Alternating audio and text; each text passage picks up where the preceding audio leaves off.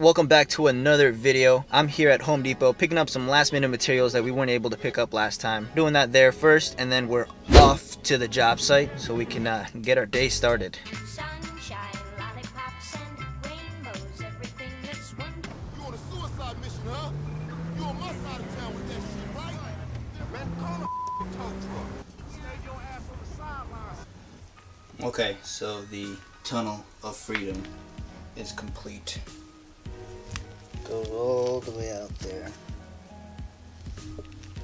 It's time to conceal the super highway for shits.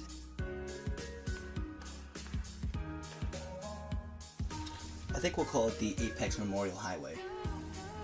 Alright, so today we are converting a shower tub into a shower. This piece right here was over here at first.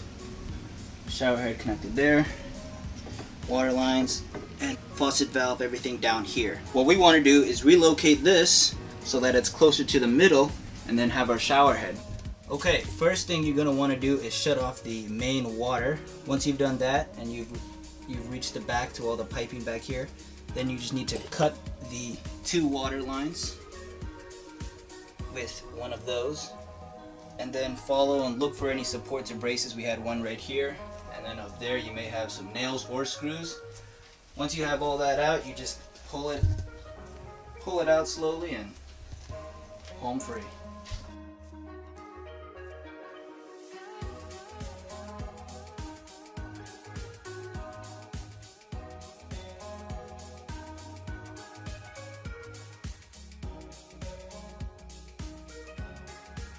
Finally got it off. Those are some serious nails. Before we had a cast iron tub here, but we got rid of that so we can put in a new shower pan. Now with that, we want to move that piece about 48 to 50 inches, somewhere in the middle here, to accommodate for the new shower that's going to be installed. Alright, to make your life a little bit easier, you can grab yourself one of these shark bite pieces. It's for CPVC copper. It just makes your life a lot easier. Yeah.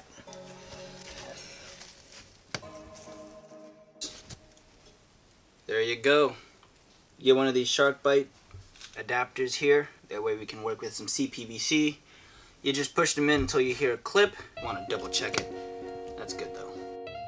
Okay, once you've put on the adapters here, or converters if you will. See, we already have one existing notch from the original. From this one right over here, what we need to do is cut in two notches actually, so we can continue this to go all the way up here to the shower head. Here we concealed the highway for all your poops and pees. I guess.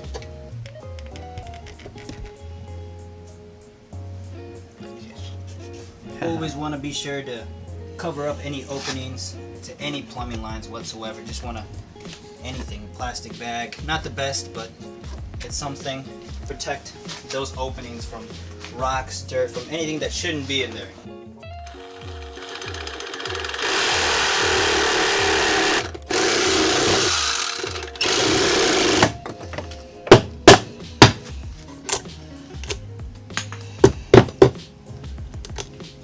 That's all it is.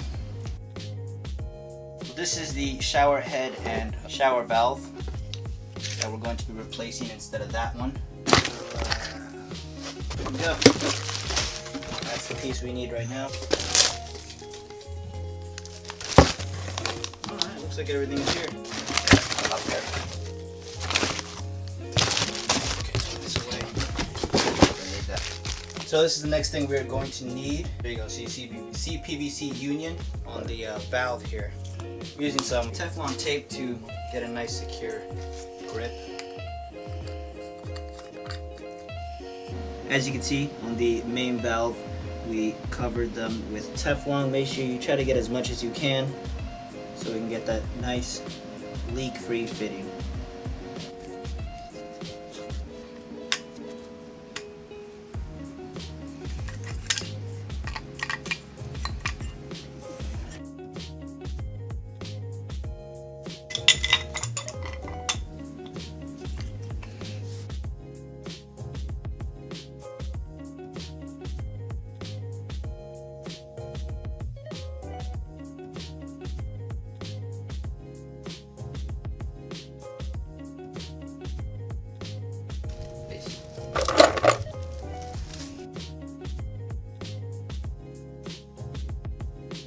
so this is where we're at with the main body valve here.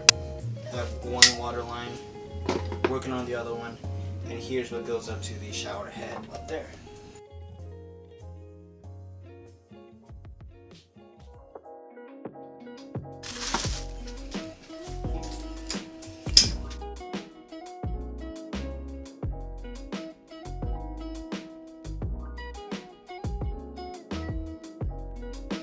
Alright, so here we have the new connection. We did raise it up, like we said, 48 to 50 inches around there.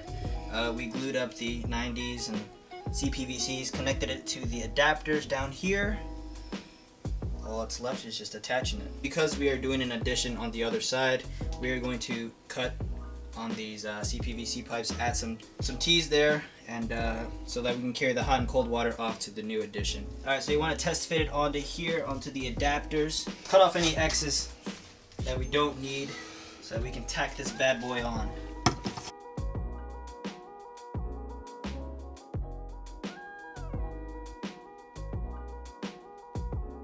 Alright, now that we got that placed in the fittings, next thing we need to do is aligning this thing. So next up, aligning. After that, secure everything, make sure it doesn't go anywhere. Okay, so our situation is a little bit different. As you can see here, we have a hardy board, a backer board, and then we have the drywall over here. That kind of pushes our valve a little bit out of place. So what you need to do is grab a level, place it against the drywall like we did here, and sort of just follow that line. And that plastic piece that comes with the main valve is sort of a reference guide to help you figure out where the drywall is going to go. Basically find its position, and as of now, we have it against the drywall. The plastic guard seems to be touching the level, so that looks to be our position here. All we need to do is add a piece of wood in the back to support it, make sure this thing doesn't move at all.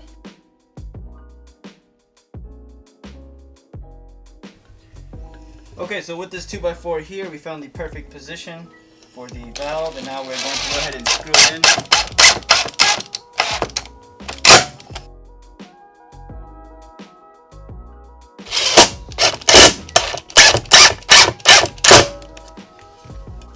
Good to go, look at that.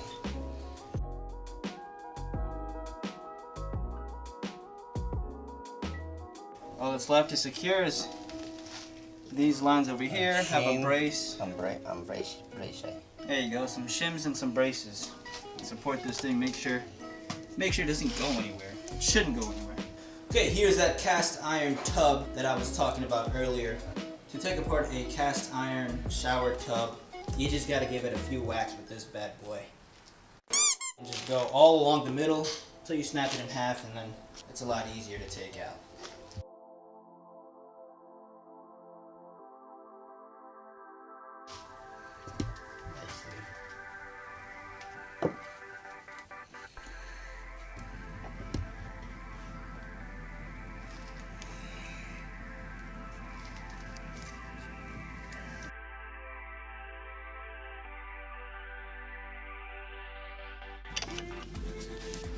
Alright, so here's the old one. Let's just compare it real quick.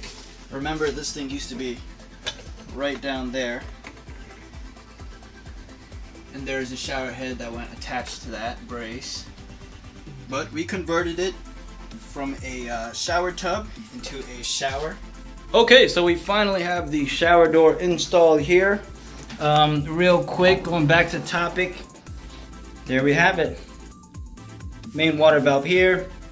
Shower head's gonna come out through there, and you have successfully turned that ugly bathtub that was here into a beautiful shower stall.